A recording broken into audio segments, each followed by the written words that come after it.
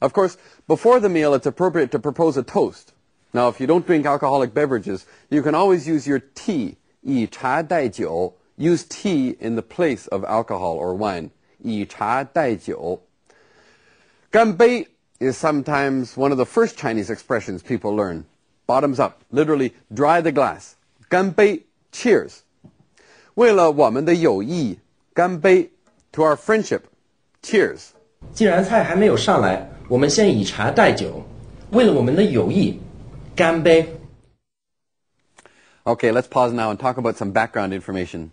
The Beijing National Aquatic Center, also known as the Water Cube, 水立方, is an aquatic center located near the Beijing National Stadium in the Olympic Green for the 2008 Summer Olympics.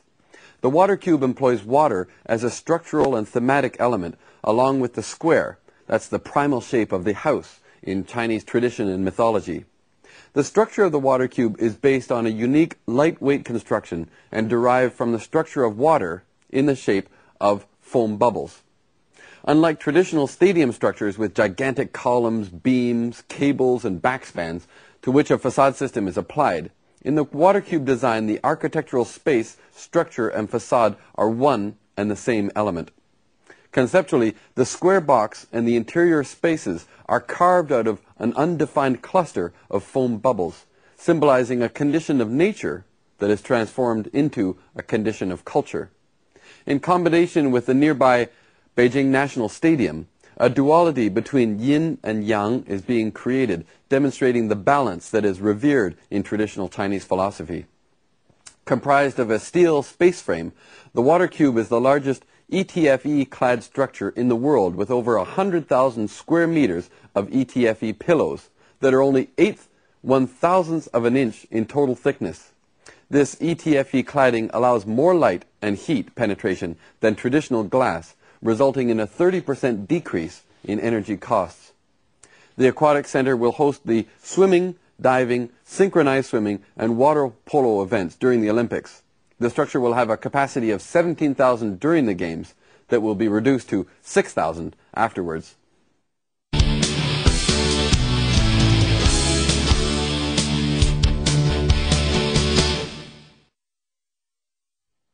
Let's take a closer look now at a few items of vocabulary from today's lesson and see how we can use that vocabulary. Here's the first vocabulary, 辣. 辣.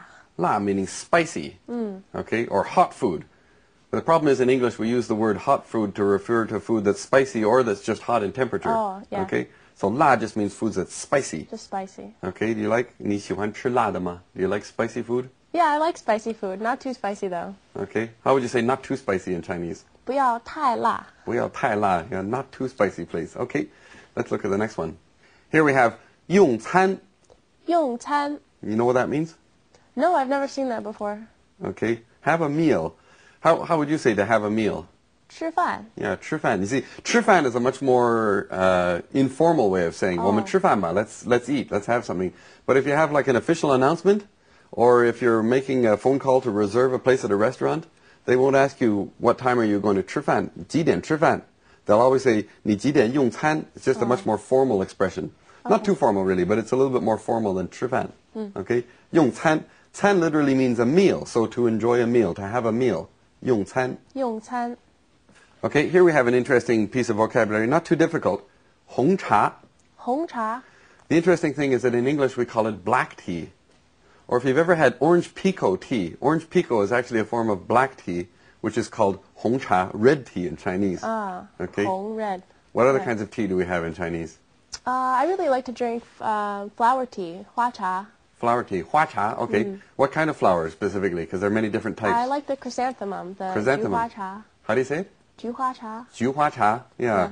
Jasmine tea would be 茉莉花茶. 茉莉花茶. So 花茶 is just flower tea. There could be different kinds of flowers. Anyway, 红茶 is black tea in English. Here's another kind of tea, 绿茶. 绿茶. Literally green tea. Okay, and of course here we have again this pronunciation 玉 that we don't really have in English. 绿. 绿. Yeah, 绿茶, green tea. Now there are many different kinds of green tea, like 乌龙茶. 乌龙茶 is green tea? Green, that's one kind of green tea. Or we have 龙井茶. 龙井茶. Yeah, these are all various famous kinds of green tea. Green tea is very popular in China. Okay, 绿茶. Here we have 友谊,友谊,友谊, friendship. Now, the reason we put this one in our lesson is that it's very important to focus on this tone, 义, fourth tone. 义. You know, living in Beijing, you sometimes have contact with the local Beijing dialect, which is not the same thing as standard Mandarin. And in the Beijing dialect, they'll say 友谊, they'll say it in the second tone. 友谊. Okay? But it should be 友谊,友谊. 友谊, friendship.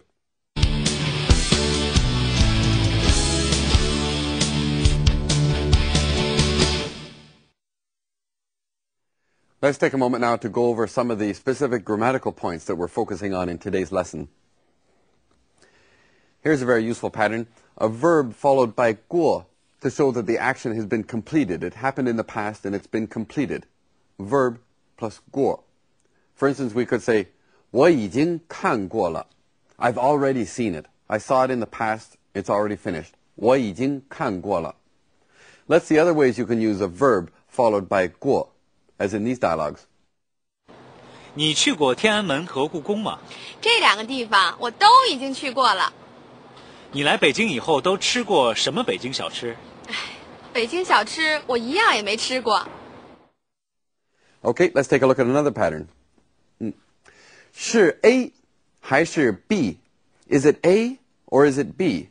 This is a way of presenting a choice. For instance, we could say, 你今天飞哪里？是上海还是广州?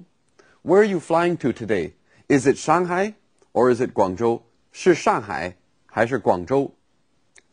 Let's see in the dialogues now how they use this pattern. 是 A 还是 B? 你喜欢看什么样的球类比赛？是足球还是篮球？两种比赛我都喜欢。你明天想先去什么地方？是故宫还是颐和园？我想先去故宫。